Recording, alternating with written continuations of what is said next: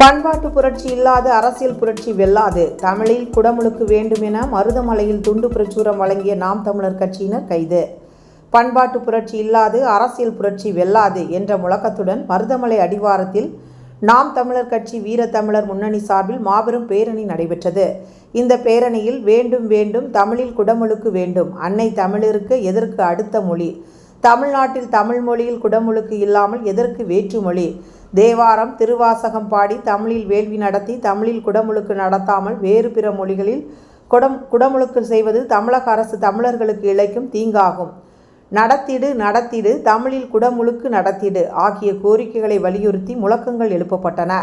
தமிழ் மொழியில் குடமுழுக்கு நடத்த வேண்டும் என்று வலியுறுத்தி நாம் தமிழர் கட்சியின்